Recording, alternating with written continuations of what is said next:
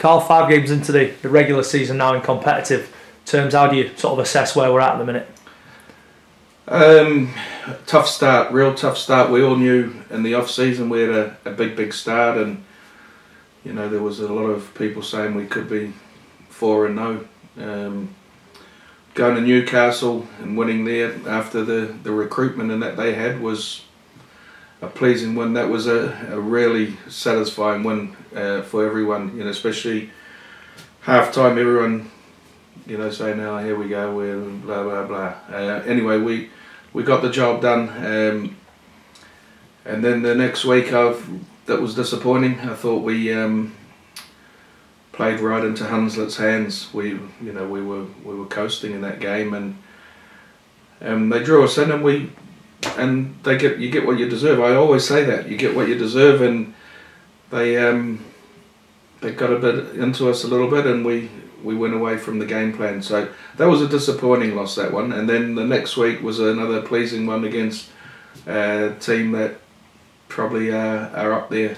Well coached, Leon Price, good fella, and I think they, everyone thought they're the real deal too. And so to get that win was real good. It was a tough win.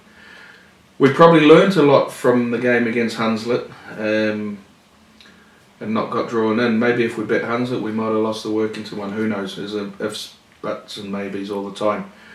And then we went to Whitehaven in confident mood, and it was one of them games where I just think everyone was off. Penalty count was horrendous, 15-7.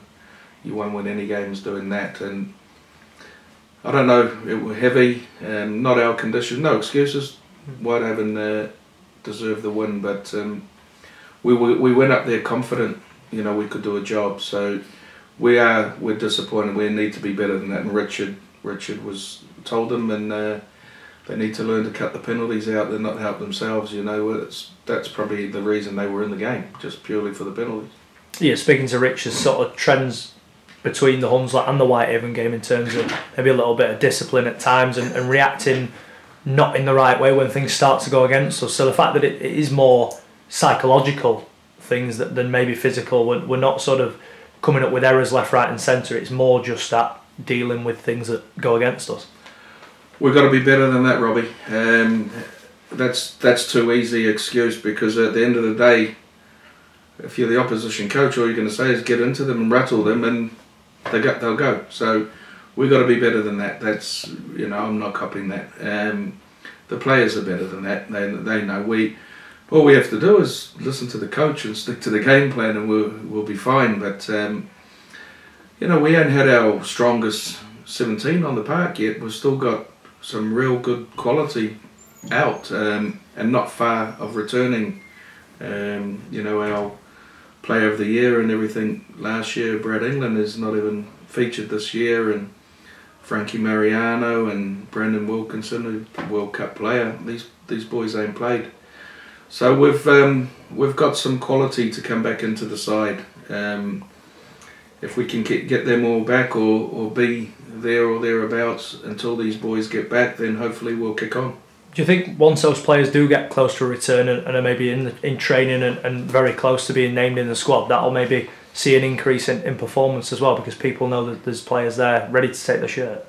Maybe, but them boys are chomping at the bit. Obviously, Brandon's been out a long time with the knee. He's nearly there. Brad Foster's not far off.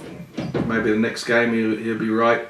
And then Brad England's not too far behind them twos. And Frankie's goes in on the 11th of April for his up on the shoulder that he injured playing for Scotland. You know, that's not our anything to do with what he's done here, and you know, he's representing his country, and he pulled an injury up, quite a bad injury. So hopefully we can get him good to go at the business end, because he has a lot of respect from the players, and I think it was no coincidence when Frankie and Matty came in last year. It sort of turned our season around. They're well respected, the pair of them, and they contribute a hell of a lot. So, you know, we miss Frankie big time, and the other three, they're just real full-on goers. They give a lot of energy to the team. Obviously, after that defeat at Whitehaven, a break this weekend, no game, and then it's Featherstone Lions Cup tie. After a defeat, is a break good and bad, if you know what I mean? It can sort of represent different things, can't it? Well, we said it gives our injured boys another week with no game, but so that's fine. But you know, we probably would have liked to have another game quickly to get over that Whitehaven loss. But that's Richard's department. I'm sure they'll be training hard, because the Featherstone Lions game won't be no walk in the park. I tell you that now. Yeah, going into that game, it's a chance maybe for Rich to look at a few different things and get, like you said, Brad Foster potentially back into the team. But it's one that we need to make sure we've got the right head screwed onto that. Yeah, and it's at Featherstone Rovers ground, so Featherstone are playing on the Saturday and we'll play on Sunday, so there'll be a big crowd there. Certainly will be to get behind the Fev Lions. You know, again, coached by Jamie Rooney, Dave Downs is down there, so they want to play rugby. The one thing we will know with them, they'll play rugby. So it'll be a game. They won't want to come and knock us heads off and what these games used to be like in years gone by. They'll be a really good footballing team. So it'll be a tough one for us, and we need to make sure we're ready. And if we go focused and ready, then like any game in our league, we're fine. That's one thing in the League One this year. If you don't go ready to play, you'll get beat by anyone. It's a genuine league this year.